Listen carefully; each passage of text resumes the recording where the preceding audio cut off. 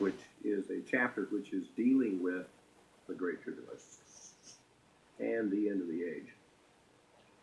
And where it talks about Michael, it also speaks of another group of people, a group of people that belong to the Lord that will somehow understand certain things. Let me read from Daniel chapter 12, beginning at verse 1.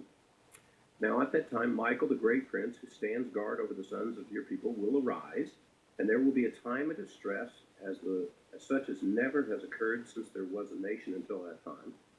And at that time, your people, everyone who's found written in the book, will be rescued. And many of those who sleep in the dust of the ground will awake, these to everlasting life, but the others to disgrace and everlasting contempt. In a few short moments in the rest of the study, when we get to chapter 14 is going to be repeating and expounding on what we just read. Chapter 14 is going to talk about two harvests that are essentially resurrections. And just as Daniel speaks of two resurrections here, we're going to hear about in Revelation 14 about two resurrections that are going to take place in conjunction with this same Sunday. But look at verse 3. And those who have insight will shine brightly like the brightness of the expanse of heaven, and those who lead the many to righteousness like the stars forever and ever. It speaks of a group of men who will have insight to understand these things that are while they're happening. There's another reference made to them in this chapter. It's on down a little bit further in verse 10. In answer to Daniel's question that he didn't understand what these prophecies are about, he wasn't comfortable with them. Daniel is specifically told that he is not going to have the understanding. And in fact, in verse 9 it says, "Go your way, Daniel, for these words are concealed and sealed up until the end time. Many will be purged, purified, and refined, but the wicked will act wickedly. None of the wicked will understand. Those who have insight will understand." And here in the book of Revelation, one of the signs, one of the things that the men of understanding are able to do is they're able to calculate the number of the beast and identify the anti-Messiah before he's revealed to the world, before the start of the Great Tribulation. Now, what would be the benefit of that? Well, you'd be a real popular guy amongst prophecy students, wouldn't you? Au contraire. Because the fact of the matter is, almost everybody who does any kind of theoretical studies on the book of Revelation and about the end of the age and the Great Tribulation and all the end of time charts and so forth, everybody's got their theory about who the Antichrist is. And in fact, there is virtually no public figure in this world today, in this generation, that doesn't emerge from new presidents to new leaders to new popes that isn't being declared by somebody that's the Antichrist. I mean, everybody is the Antichrist in my lifetime, if they are a world public figure. Going back, if you remember back this far, when Henry Kissinger helped the United States get done with the Vietnam War, Kissinger, was the Antichrist. He was the man of peace, because he said peace is at hand. Okay, the Antichrist is supposed to something about bring the world peace. He's supposed to unify the world, so he must be it. And of course, there was a whole bunch of people, Democrats predominantly, thought Nixon was the Antichrist.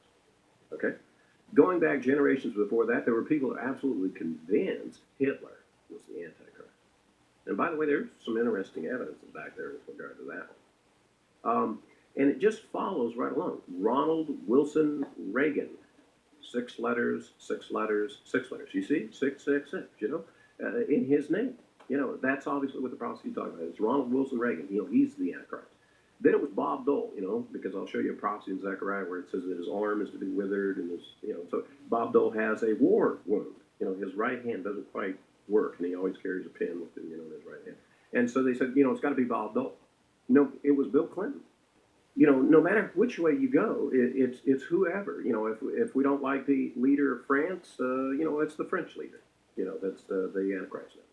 And the whole subject has, the identity and the identifying of possible candidates for the Antichrist has become kind of this perpetual joke, amongst religious peoples. And it's one of the reasons why a lot of regular Christians, they don't want anything to do with the book of Revelation.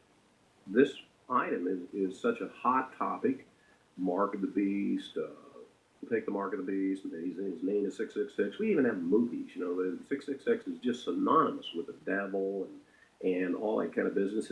And as a result, nobody treats the subject seriously. It's more of a joke amongst modern society than it is a serious piece of biblical literature worthy of further examination. And it's so sprinkled with so many pet theories that if you were to actually find it, you were to actually follow the prophecy, and if you, in fact, were one of these people who were the men of insight, and who did do this calculation and did share this information with the world and so on, I tell you what, you'd be grouped right up with the whole rest of the kooks, and they wouldn't be able to tell the difference between you and all the other kooks around the world.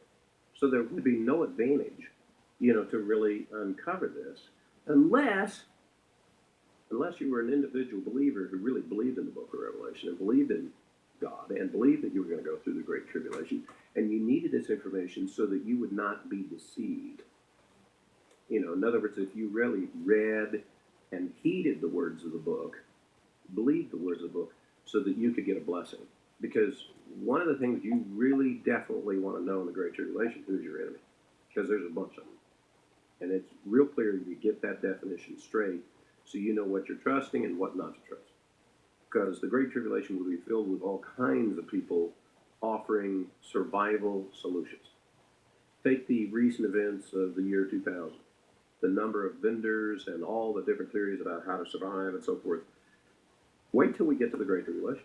Wait till we get some of the initial judgments begin to fall. I guarantee you they'll come out of the woodwork offering all methods of survival, and they're going to be competing and selling themselves as saviors. And on top of that, the Antichrist is supposed to sell himself as a savior to the world anyway.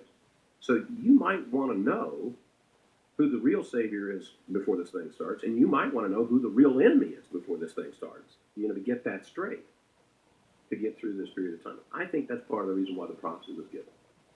The prophecy is given for the benefit of the believers who will go through the Great Tribulation so that they can properly identify who is their opposition. Let's not make any mistake about that. Now, when we go back to these prophecies, the reason why theologians and those that study the prophecies struggle with this particular chapter is because it's filled with all kinds of symbols. And as I have reviewed a lot of prophecy teachers and a lot of people who have taken the time to write commentaries on the book of Revelation, this is probably the core issue that prophecy teachers and students struggle with. See, what's the guidelines for interpreting the symbols? So it's a red dragon. Okay, all right. In China, dragons are a good symbol. It means health and prosperity. But here in the Western world, dragons, we equate that directly with the devil. A horse, in one place might be viewed as this kind of a symbol. In another place, it's viewed as something totally different. What's going to be our reference point on dealing with symbols? And where are we going to go back and be able to sort that out? And how do we use some truth and evidences that we can gather to build truth, to build a case that makes sense for our faith? Because our faith is not based on presumption or height of emotion. It's based on truth. So what are our guidelines as we go through? Well, let's go back. As I mentioned to you before, we're an interesting people because we have seen prophecies of the Messiah, the real Messiah, to come, and we've seen him come, and we've seen what he did.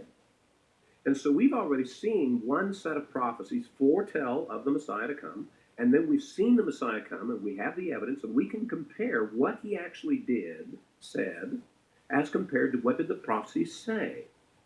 And that might serve as a guideline to us on how do we deal with some of these prophecies with regard to the prophecies about a foretelling of another individual, such as the Antichrist to come. And that's where we come to a rather interesting conclusion. Do you want to know what was the major theological misunderstanding with the Jews, with the Jewish scholars in the time of the coming of the Messiah the first time? Why, when the wise men showed up in Jerusalem and they asked the king, where's this Messiah going? And he called for the scholars. He called for the priests, the religious men, all of the teachers of the land. He asked them to come answer the question. What does the prophecy say as to where the Messiah is to